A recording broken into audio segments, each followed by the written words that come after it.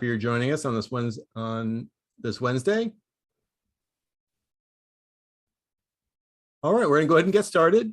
Hello and welcome to the Faculty Spotlight event series brought to you by the Johns Hopkins University Master of Liberal Arts and the Office of Advanced Academic Programs. Today's event features Dr. Adam Culver discussing Sophocles and James Baldwin, how it sheds light on contemporary racial politics. My name is Peter Huggins and I'm the event producer. Please note, today's program will be recorded and uploaded to the AAP YouTube channel under the Master of Liberal Arts playlist. During the program, if you have any questions, please use the Q&A function and we will answer as many questions as possible toward the second half of the event. With that, I will turn over the event to the host of our program, Dr. Tristan Cabello. Good evening, everybody, and thank you for joining us tonight. My name is Tristan Cabello, and I'm the Associate Director for the Master of Liberal Arts here at Johns Hopkins University. Tonight is the fourth event of our Faculty Spotlight series, which will run during the whole spring semester. In this series, we are showcasing the diversity of courses that you can take in the Master of Liberal Arts, but also the research that our faculty members are doing. So as you know, the Master of Liberal Arts is an interdisciplinary program. You can therefore take courses in many different disciplines, such as music, literature, gender studies, sociology, and you can also take courses in political theory with one of our professors, Dr. Adam Culver, who is presenting today.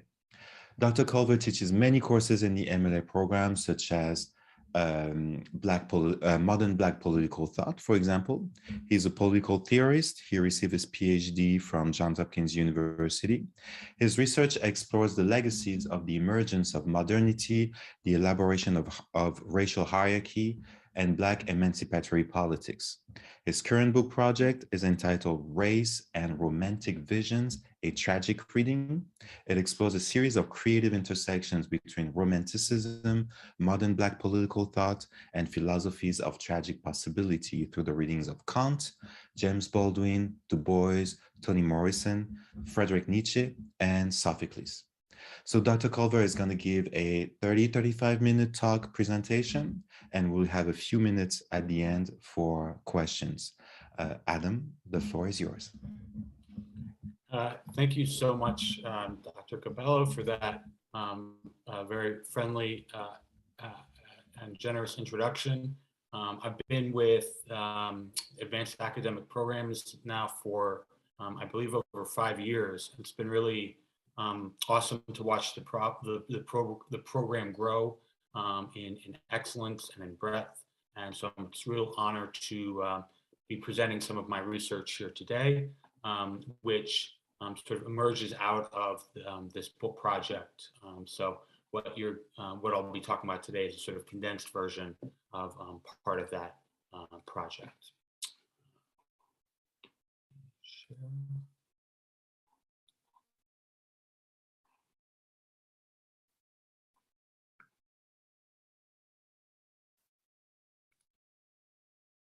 Okay, so my remarks today will be roughly divided into 4 sections.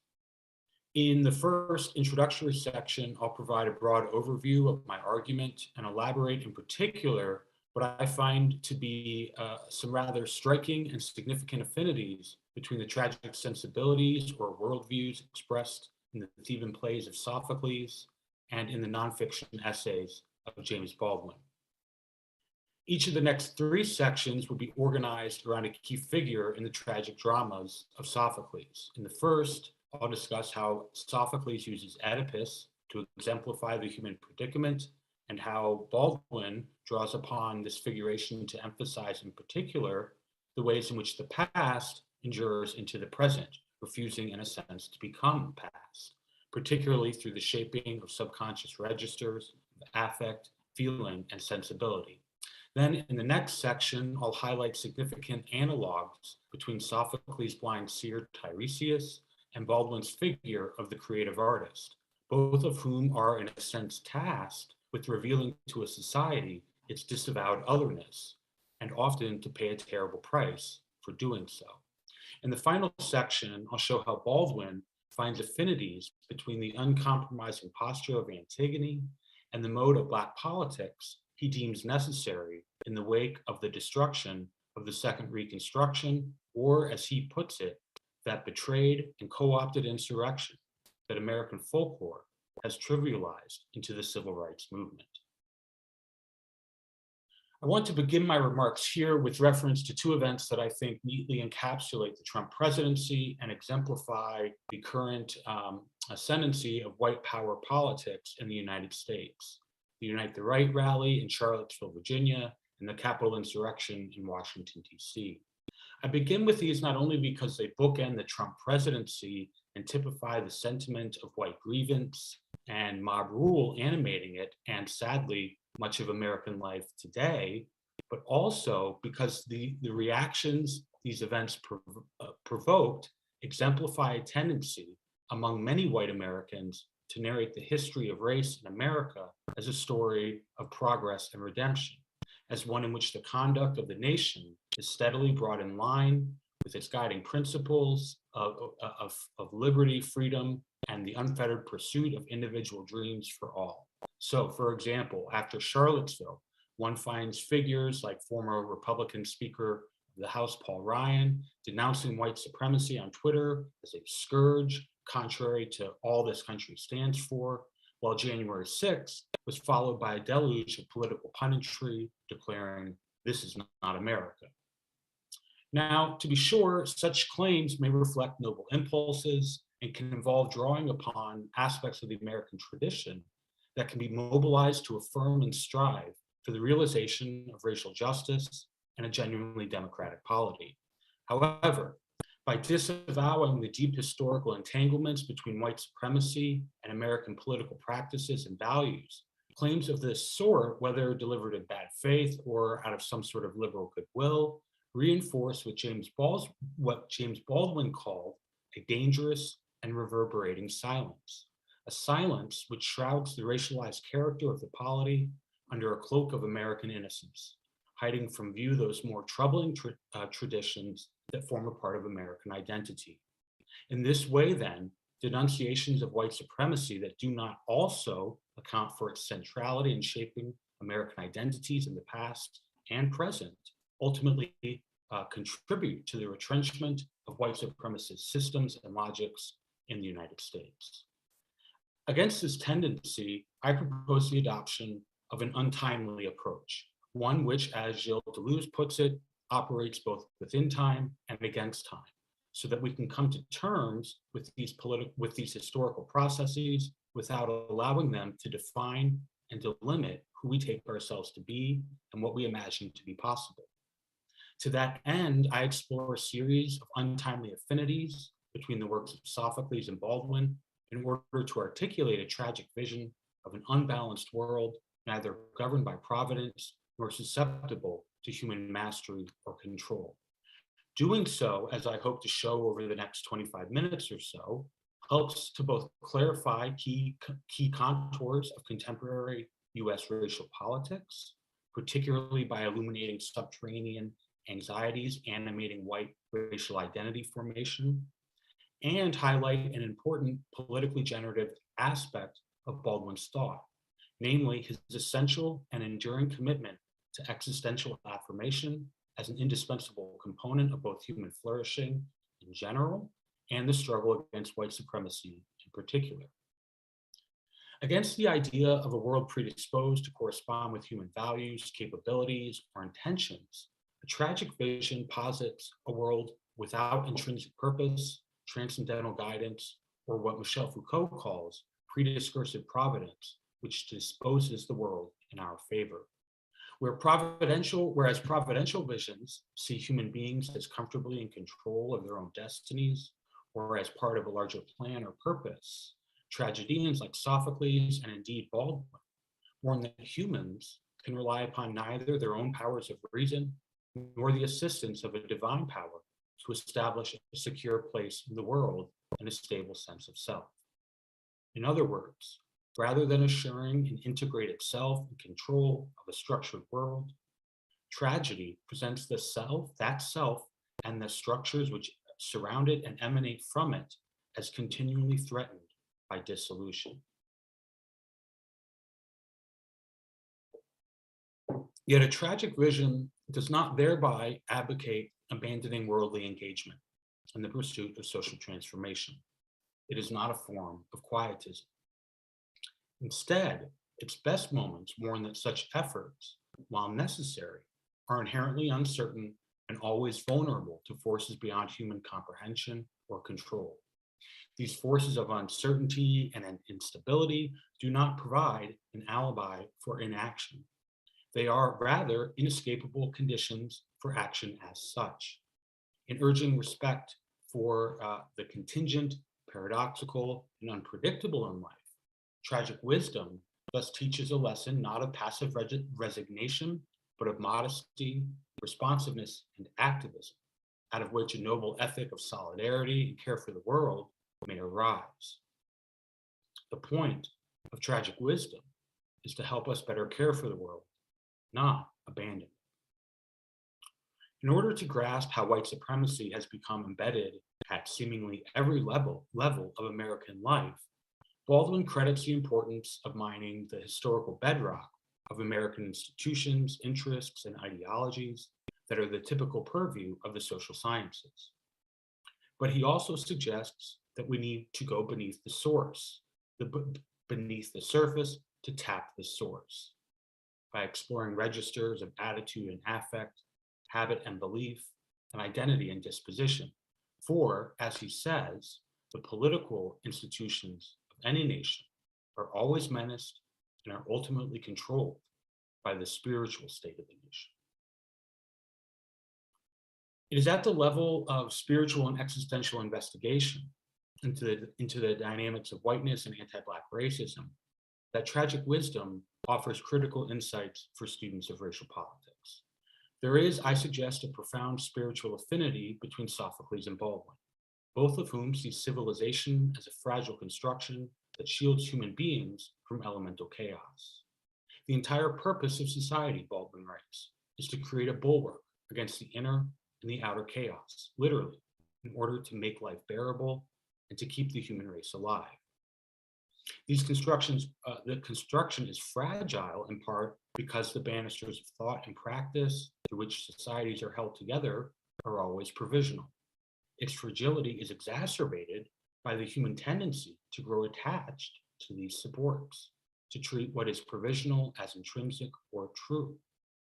This is why the creative artist, according to Baldwin, has a responsibility to reveal the primordial chaos lurking beneath all social structures, and to bear witness to those forces within us which perpetually menace our precarious security.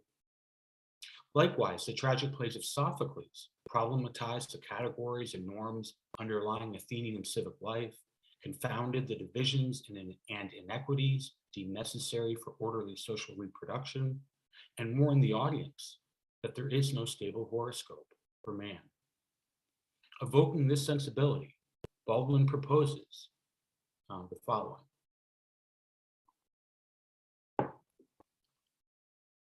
Society must accept some things as real, but the artist must always know that the visible reality hides a deeper one, and that all our action and all our achievement rests on things unseen. A society must assume that it is stable, but the artist must know, and he must let us know that there is nothing stable under heaven. For the truth, in spite of appearances and all our hopes, is that everything is always changing. And the measure of our maturity as nations and as men is how well prepared we are to meet these changes and further to use them for our health. For Sophocles and Baldwin alike, then, a tragic vision entails an awareness of the contingent, time-bound nature of existence, of the ways in which human beings are caught up in the inexorable flux of creation and destruction that gives shape to the world, and of the constitutive powers of a past we can never fully escape. Understanding that Americans are capable of living with far more racial injustice than they are comfortable admitting, Baldwin identified the obstacles to multiracial democracy that bedeviled both his time and our own. Illuminating subterranean anxieties animating white racial identity formation, Baldwin suggests that racial hierarchy and domination in the United States are symptomatic of a pervasive and deeply ingrained refusal among white Americans to acknowledge, let alone affirm, the tragic character of existence. A refusal that often manifests as a disclaiming of the past and of the force of history, as one of the most American of attributes, the inability, Baldwin says, to believe that time is real.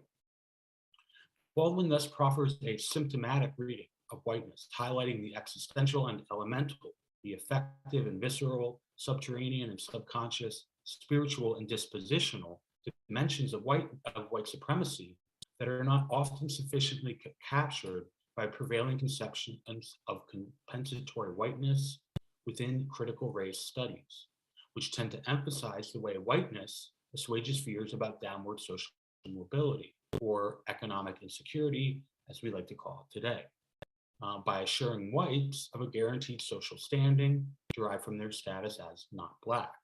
One might lose everything, but not whiteness, as Du Bois famously remarked in Black Reconstruction.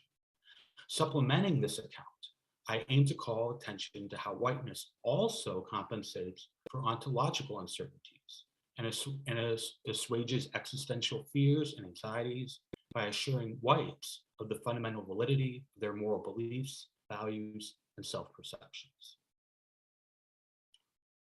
The human struggle to master a world not of our own making and the consequences of pursuing that struggle too far are foundational themes in Greek tragedy. And no figure in Greek drama more powerfully and tragically embodies the paradoxes of man's civilizing power than Oedipus, whose imperious quest for self-mastery ends in self-destruction, prompting the choral lament. Yours the text, yours the spell. I see it in you, Oedipus, man's pattern of unblessedness.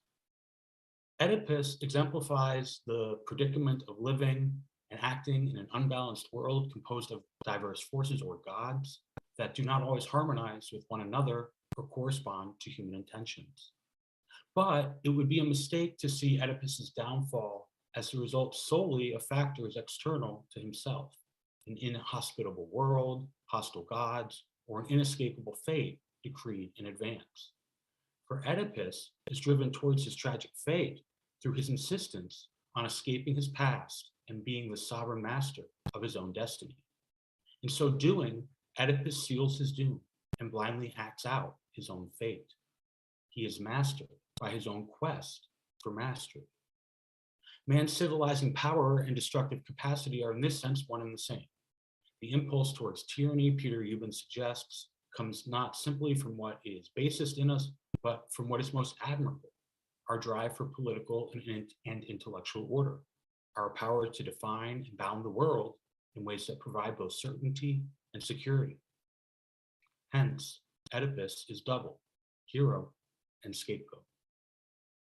In one of his earliest essays, Many Thousands Gone, Baldwin invokes the enigmatic figure of Oedipus in order to call attention to the inscrutability of life and, more specifically, to dramatize the inescapable force of the past to a white citizenry whose disbelief in the reality of time rendered them as blind to the self-defeating vanities of their own self-making as poor Oedipus.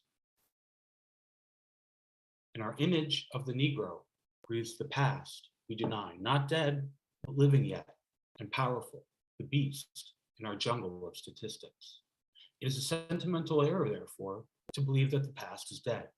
It means nothing to say that it is all forgotten, that the Negro himself has forgotten it. It is not a question of memory.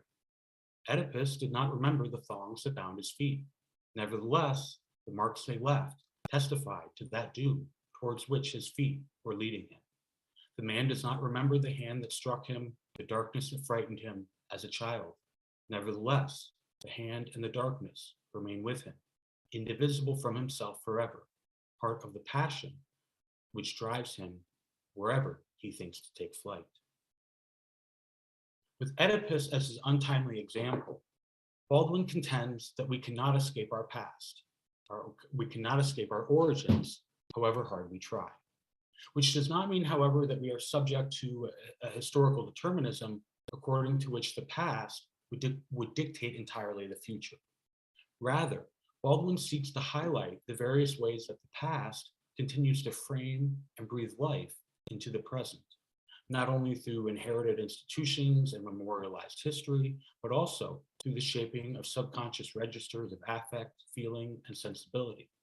In other words, the past not only shapes the contours of the present through what P.J. Brandisi calls active memory, the memory of those pasts that can be consciously recalled on demand, written into history, or even commissioned by political institutions, but also, and perhaps more importantly, through registers of habit memory, which concern the ways in which the past tacitly frames and informs our experiences, passions, unconscious assumptions, biases, and aversions in ways that operate below the horizon of conscious awareness.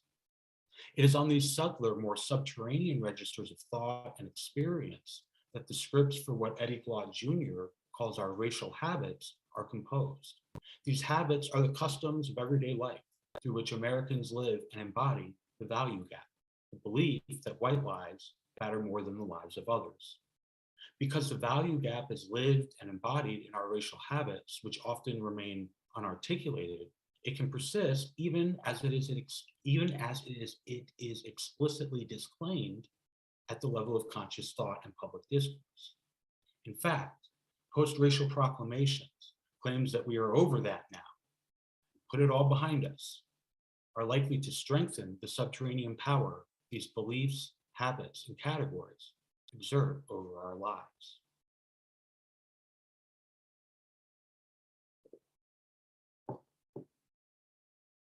In addition to dramatizing the consequences of the human tendency to disclaim complexity and contingency, the tragic plays of Sophocles also frequently depict and decry the tendency of the powerful to insist on the categorical authority of their own beliefs, priorities, and values. We see this dynamic play out in the Antigone with special intensity in the interaction between Creon, now ruler of Thebes following the civil war between the sons of Oedipus, both of whom perished in the struggle for control of the city, and the wine seer Tiresias, who up to this point had been a most trusted confidant and advisor to Creon. But now Tiresias warns Creon that Creon's conflict with Antigone, daughter of Oedipus and bride-to-be of Creon's son Haemon, who has publicly disobeyed Creon's order that the body of her brother Polynices be denied the sanctification of holy rites and instead remain on the battlefield unburied and unmourned, quote, a corpse for dogs to maul and vultures to pick his bones, end quote, has placed Creon and the city, quote, once again on the razor's edge. Creon does not simply ignore Tiresias' warning. Instead, he lashes out at the old seer, accusing him of lying for pecuniary gain, insinuating that Tiresias' prophecy has been purchased with a bribe by the enemies of Thebes. The more Tiresias forewarns and implores Creon to change course, the more obstinate Creon becomes, cursing Tiresias as a surreptitious partisan, venal opportunist, or doddering old fool, anything to discredit yet another challenge to his sovereign authority. Announcing truths that the powerful willfully disavow, it is no wonder that seers like Tiresias are often objects of contempt and scorn in Greek tragedy.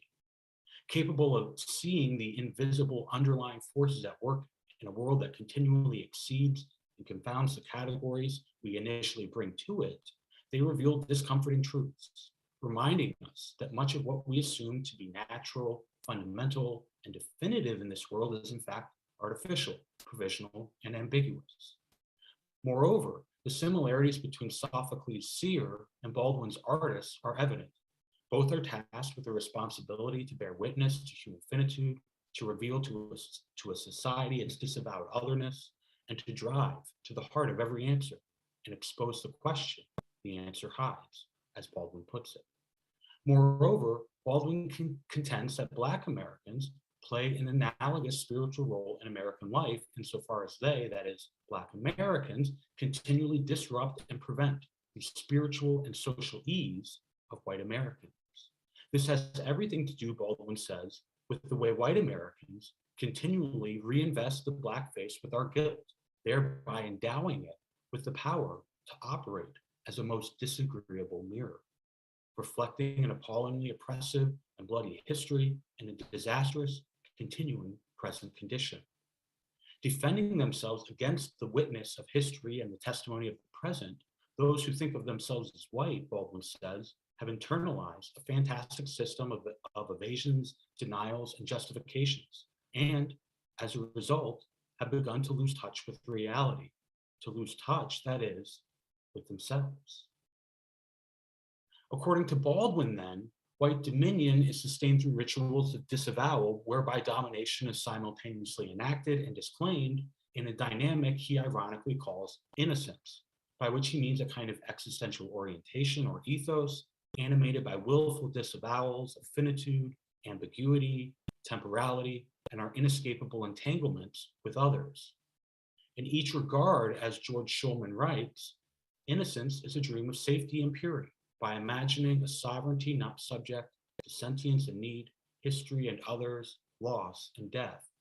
But such a dream is only possible if one is able to protect oneself, to project one's fears, misfortunes, and sufferings onto others. What is meant to be a Negro in this country, Baldwin explains, is that you are you represent, you are the receptacle of all and the vehicle of all the pain, disaster, sorrow, which white Americans think they can escape. This is really what is meant by keeping the Negro in his place. Presenting whiteness as the paradigmatic case of innocence, Baldwin depicts the rigid, categorical attachment to whiteness and racial hierarchy as a form of what William E. Connolly calls ontological compensation for contingency in a world replete with paradox, uncertainty, and ceaseless change. A safe harbor, a certain warm narrowness, as Nietzsche puts it, where white Americans can feel secure and at home in an otherwise insecure world, confident in their sense of self-worth and moral superiority. For no matter how terrible some of their lives may be, Baldwin remarks, there is one consolation, like a heavenly revelation, at least they are not Black. Baldwin's insight that white supremacy is fundamental to many whites' sense of self and world helps us to understand the vigilance and vengefulness with which the boundary lines of America's racial order have been policed and maintained throughout the history of the Republic. I believe that at a subterranean level, many whites are haunted by the suspicion that their ideas of progress, freedom, and virtue are bankrupt. They resent that very suspicion and seek targets upon whom to vent that resentful energy, targets to blame for a deeper disacknowledgement they cannot acknowledge. Blackness thus becomes an object for the projection of irrational fears and a target for the venting of ressentiment, a convenient scapegoat to blame for life's misfortunes and disappointments. However, Baldwin also attends to how white efforts to maintain innocence induce high levels of anguish, guilt, and private despair among white Americans, even suggesting that despite the array of brutalities to which Black Americans have been subjected, what has happened to those who believe themselves to be white is, in some ways, much, much worse. For their moral lives, he says, have been destroyed by the plague of color. Fearfully huddled together in the spiritually arid wasteland of whiteness, white Americans, Baldwin warns, have lost touch with reality and no longer know how to be sensual, that is, how to respect and rejoice in the force of life itself, and to be present in all that one does, from the effort of loving to the breaking of bread. Unable to affirm the vitality of life in a universe of tragic possibility, they have become truly joyless, detached from reality, and incapable of renewing themselves at the fountain of their own lives. Trapped by a disavowed past and a disdained present, they find themselves unable to participate without rancor in the processes of change and creation, giving shape and feeling to the world. Because they refuse to suffer, white Americans have yet to learn how to dance. In an open letter from 1970 to scholar activist Angela Y. Davis, written while she was incarcerated awaiting trial on charges of conspiracy, kidnapping, and homicide, for which she was, of course, ultimately acquitted, Baldwin ruefully concludes that the white conscience Dr. King and other movement leaders had hoped and worked so tirelessly to arouse was ultimately unreachable. We cannot awaken the sleeper, and God knows we have tried, he laments. Indeed, by this point, earlier hopes for interracial reconciliation now appeared utterly illusory to him. For by the end of the 1960s, Baldwin observed that white America remains unable to believe that Black America's grievances are real. They are unable to believe this because they cannot face what this fact says about themselves and their country. No longer able to call upon Blacks to transform the achievements of the West and save America from sterility as he had in the Fire Next Time, Baldwin's affirmative political focus shifts from the late 1960s on to an investigation of diverse practices of collective development and self-realization among Black Americans. He does so in order partly to foster creative possibilities for collective transformation within the tragic conditions of racialized modernity, broadly speaking, and partly as a means of Black self-defense against an increasingly vindictive white supremacist social order and political system. We must do what we can do, he writes to Davis, and fortify and save each other. And yet, Baldwin also writes to Davis that for the sake of themselves, their children, and indeed their country, Black Americans have no choice but to contend, even with inexorable forces, in order to change our fate and the fate of our children and the condition of the world. This statement seems to me to be a rather precise articulation of the situation faced by the tragic hero as portrayed by Sophocles, particularly Antigone in the Antigone, who finds herself face to face with the inexorable force of absolutist political authority. It is noteworthy then that in his last book-length work of nonfiction, The Evidence of Things Unseen, Baldwin's reportage cum meditation on the Atlantic child murders of the late 1970s and early 80s, Baldwin returns again to the tragic dramas of Sophocles, echoing an earlier suggestion from the 1963 essay, The Artist's Struggle for Integrity, that these works, these tragic works, convey something about love, life, and death that many white Americans have difficulty apprehending, let alone affirming, namely, that all safety is an illusion. Whereas on the other hand, in his 1964 essay, The Uses of the Blues, Baldwin remarks that Black Americans, contrary to believing in safety, quote, know what it is to suffer and are far beyond any hope of innocence. Moreover, in The Evidence of Things Unseen, Baldwin makes a striking parallel between the character of Antigone and Camille Bell, one of the mothers of Atlanta's murdered children, who brought attention to the existence of, as Baldwin puts it, a plague raging in the city too busy to hate, through her formation and tireless activism at the forefront of the Committee to Stop Children's Murder. He remarks that not only Bell's intransigence vis-a-vis a state apparatus invested in denying the existence of such a plague, but even her presumption to take any position at all were as subversive as the action, example, and premise of Antigone, and made her a reviled character among the political establishment and much of the respectable citizenry of Atlanta. What I want to call attention to here in the last few moments of my presentation is that Baldwin's late remarks on tragedy illuminate a perhaps underappreciated dimension of tragedy's import for democratic politics and a racialized polity such as the United States. That existential affirmation is needed not only to work against drives to revenge that stalk political life in a world of tragic possibility, but also to sustain organized struggles against racialized systems of domination and exploitation. Such a reading of Baldwin recasts received interpretations of tragedy's potential contributions to racial politics today. Critical engagements with the tragic vision and its relation to racial politics have tended to focus on that vision's counsel of modesty, forbearance, and receptivity, with critics worrying that these represent a concession to, or at the very least fail to adequately counter, the forces striving to maintain and even heighten racial hierarchies today. But what has received less attention is the extent to which tragic wisdom's counsel to affirm life amid the inalienable element of injustice it entails, fosters the strength and determination needed to struggle against those very injustices. One of Baldwin's lessons then is that the political import of tragic wisdom exceeds the modesty, openness to difference, and presumptive generosity it might engender among the beneficiaries of an existing political hierarchy.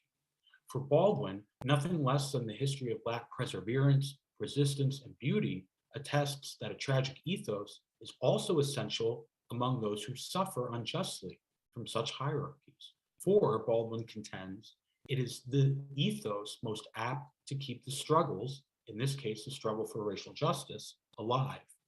It demands great force and cunning, Baldwin remarks, continually to assault the mighty and indifferent fortress of white supremacy, as Negroes in this country have done so long.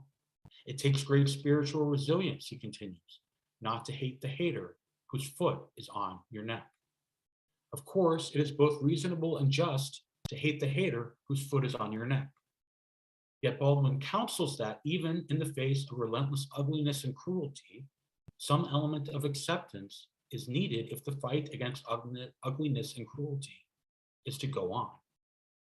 Thus, he says, one must hold in the mind forever two seemingly opposed ideas: the acceptance, totally without rancor, of life as it is and men as they are, which involves the idea that injustice is commonplace. But this does not mean, Baldwin argues, that one can be complacent, for the second idea is of equal power, that one must never in one's own life accept these injustices as commonplace, but must fight with all one's strength. This fight begins, he says, in the heart, and it entails keeping the heart free of hatred and despair. Baldwin's insight into what I call the elemental dimension of tragedy's counsel to political actors projects a more expansive vision of tragedy's contribution to democratic politics and a racialized polity such as the United States. Baldwin teaches that in a world of tragic possibility, affirmation is needed not only to work against the urge to vent one's disappointments and frustrations upon others, but also to fuel collective struggle against the ingrained and institutionalized forms of such ventilation, against, that is to say, white supremacy. Part of Baldwin's lesson then is that the political always involves an aspect of the elemental. White Americans seek ontological compensation in anti-Black racism. Efforts to promote racial justice demand existential affirmation, if in different forms and in different ways, from all who participate in them. Hence, Baldwin writes, this is why one must say yes to life and embrace it wherever it is found. And it is found in terrible places. Nevertheless, there it is. And if the father can say, yes, Lord, then the child can learn that most difficult of words. Amen.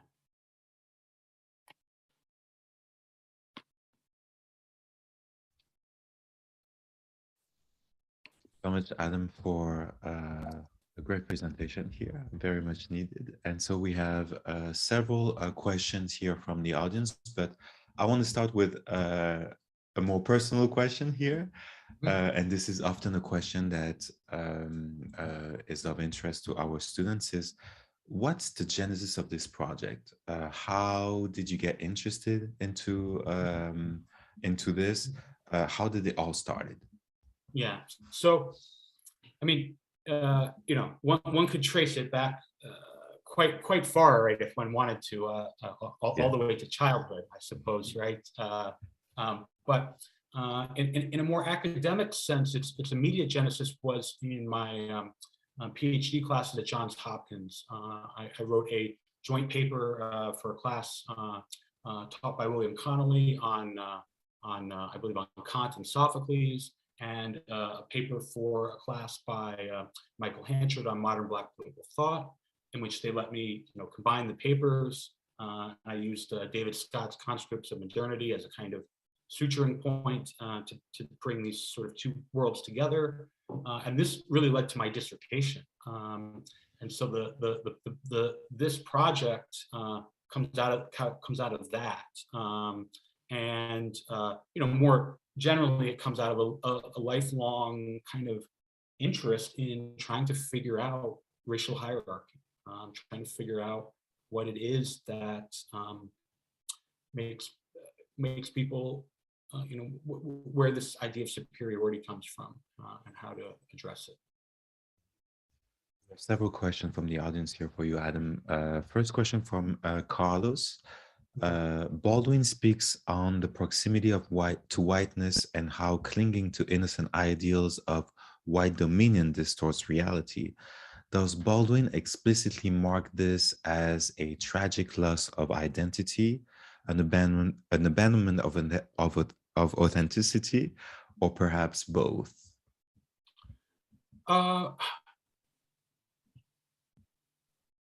I'm not sure to what extent Baldwin explicitly draws upon the language of authenticity, although I think certainly he could be read in that way. I think he does explicitly mark this as a tragic loss of identity, or more precisely as a tragic loss of the failure to create oneself, right? For Baldwin, we were always a stranger to ourselves. Yeah. And part of the task of being human is to create oneself out of the material of life, right? And to the extent that one becomes divorced from life, right, by interposing between oneself and life these distorting mirrors and evasions and beliefs, right, then one loses an ability to create oneself. I think that's where Baldwin sees the issue, and it's why he will frequently refer to America as a sort of shapeless country, right? He'll say, America, if there is an America, right? American identity, if such a thing exists, because racial, the haven, right? He says, the price of havens is high, right? And part of that price is the failure to walk out into the world and kind of undergo the sorts of experiences required to create oneself. Yeah. And there's a question here by Chrissy that I would have asked myself actually too. Much of this seems to anticipate and explain the fight against teaching critical race theory in schools because it will make kids feel bad about being white. And I'd love to hear your thought about this. Why has the idea of teaching accurate racial history so enraged the same people who claim that facts don't care about your feelings?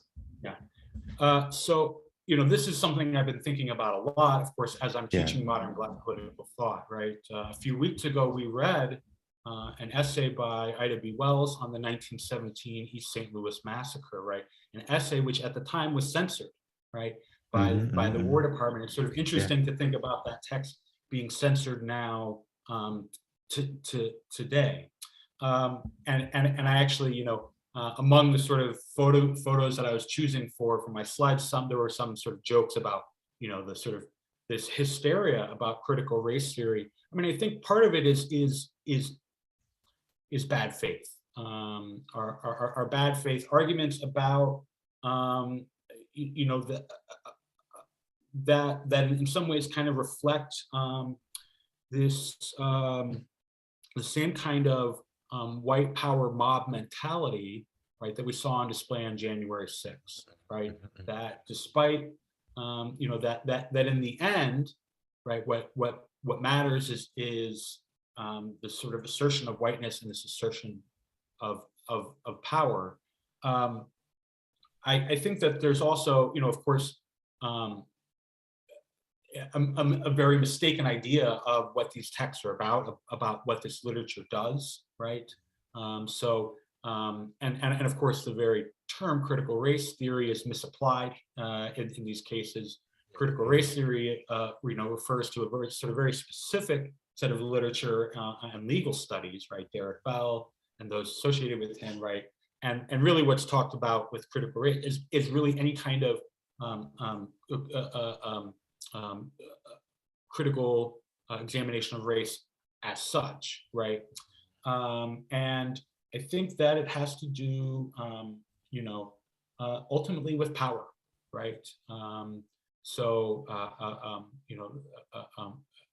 attempt to maintain hierarchies and to keep others powerless. I wish I had a better answer to this question. I'll blame the time difference and it being almost Yeah, 1 o'clock I forgot to in the mention morning for the here. audience that, but your answer is quite on point here, and I forgot to mention to the audience that you are currently located in Copenhagen, and so it's the beginning of the night there, what I want to say is thank you so much for presenting this to us. I mean, that was a wonderful presentation. We have many more questions, but I'm going to encourage, because we're running out of time, the students and the attendees to ask those questions to you directly via email. And I want to tell the attendees that I thank them for attending tonight. We have 2 more events, I think, coming up in the spring semester, with the faculty spotlight series, and invitation are of course coming up your way. So thank you so much for attending tonight. Thank you so much, Adam. Everybody is thanking you also, as you can see on the chat, for your talk tonight. Everybody have a good night, and I will see you next time. Thank you so much. Bye. Yeah, thank you. And yes, please do email me with your questions. Kara, I'd love to answer your question about Afro-pessimism. But yes, have a great night, everyone. And thank you, Tristan, and thank you to everybody who came out. Thank you so much. Thank you.